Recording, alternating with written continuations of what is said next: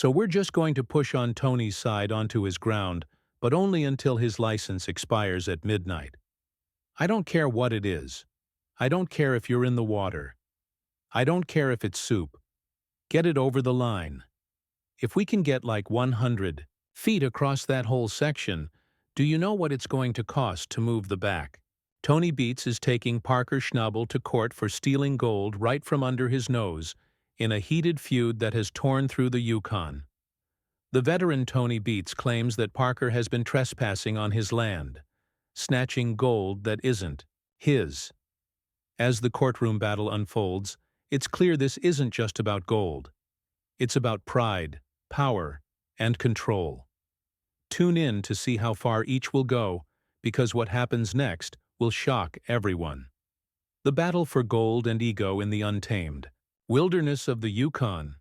It's the Wild West all over again, but instead of gunfights, it's about who can dig up the most shiny rocks. And let's be real, it's not just about the gold. It's about bragging rights, big egos, and who can out-scheme the other to end up at the top. In one corner, we have Parker Schnabel, the so-called golden boy who thinks he's reinventing mining. The place that I'd heard a lot about.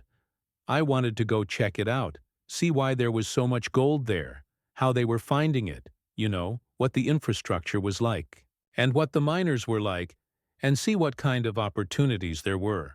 In the other, Tony Beets, the veteran who treats his operation like it's still 1890, because to him the old ways are the only ways. The stakes have never been higher, and the next move will either make history or bury dreams under tons of dirt. Lot of the stuff that's on the hill right now, 75% of that's got to stay there. The elder miner is stomping around the Klondike like some ancient Viking warlord, all about big hulking machines and dredges that belong in a museum. He's got a simple philosophy. If it worked back then, it'll work now. And anyone who says otherwise can take a hike. He doesn't care about shiny tech or fancy innovations. Give him a 100-ton piece of metal and some diesel fuel, and he's good to go. The younger prospector, on the other hand, is all about efficiency and cutting-edge gadgets. He's like the annoying tech-savvy nephew who keeps telling his uncle that his typewriter is outdated. It's not that the young digger is wrong, but let's face it. It's the Yukon's dirt we're talking about, not Silicon Valley. Their rivalry started out innocently enough, a bit like an uneasy truce between a mentor and a cocky apprentice.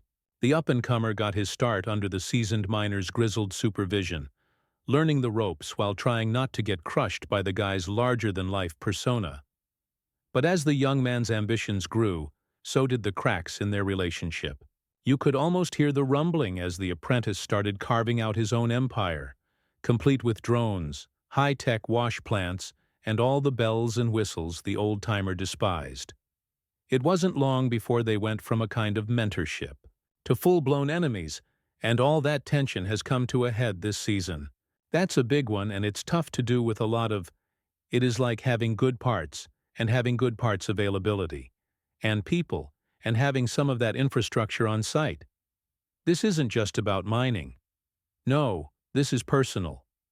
They have been circling each other for years, and it's clear neither one is willing to back down. Every season it's something else.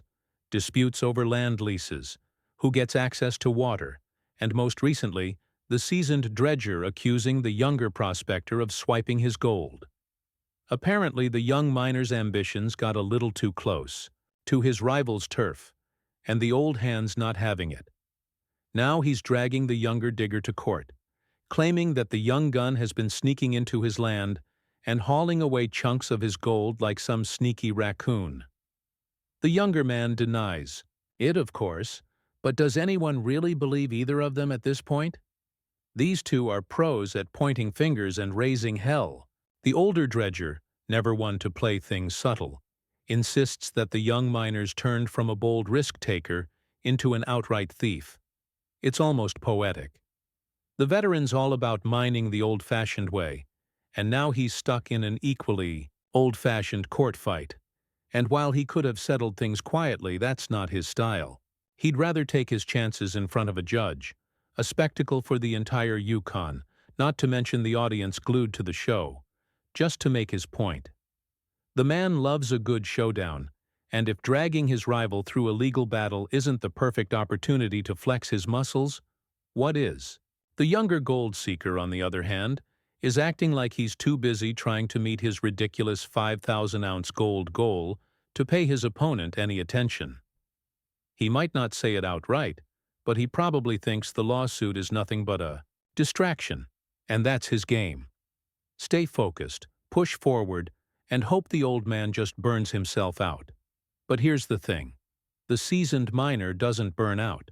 He doubles down, and that's exactly what's happening now.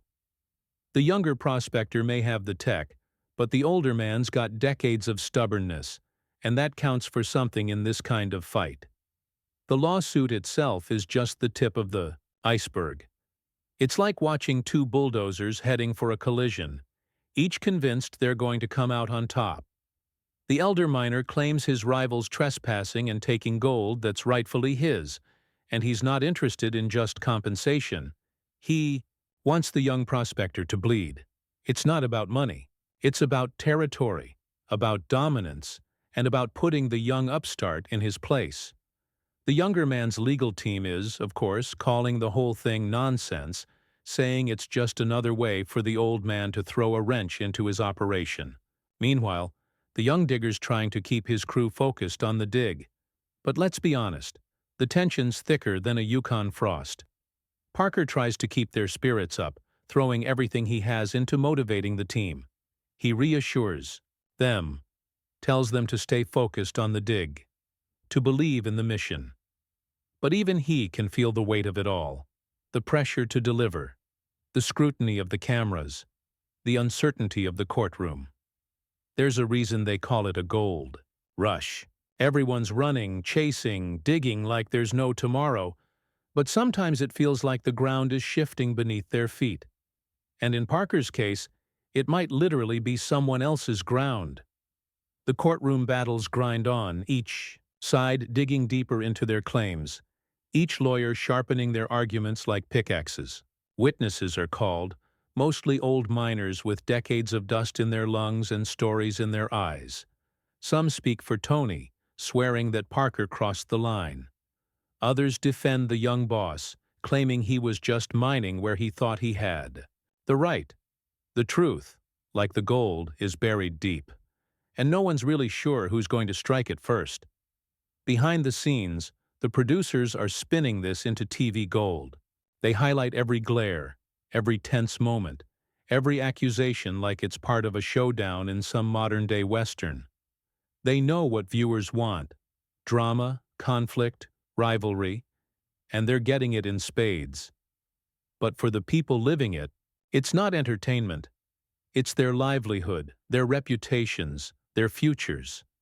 For Tony, this battle is about more than a few ounces of gold. It's about respect, about legacy. He spent decades building his empire in the Yukon, and he's not about to let some hotshot kid undermine that. Every machine he runs, every scoop of dirt his crew hauls, it's a statement that he's still the king of this wild land, that experience trumps technology, that the old school isn't going anywhere. For Parker, this fight is his proving ground. He's no longer the apprentice. He wants to be seen as a leader, a visionary, someone who can change the game. But that vision is under fire, and now he's got to defend it. Not just in the pit, but in the courtroom. Every decision he makes, every ounce he pulls, every word he says in front of the judge could tip the scales. And he knows it. In the end, it may not matter who's right or wrong. It may come down to who's got more stamina, more grit, who's willing to fight harder, longer. The Yukon has no favorites. It buries the lazy and humbles the proud. It rewards those who outlast the rest. As the legal battle nears its climax, the question remains, who will be left standing when the dust settles? Because out here, it's not just about mining gold. It's about mining character. And sometimes, that's the rarest resource of all.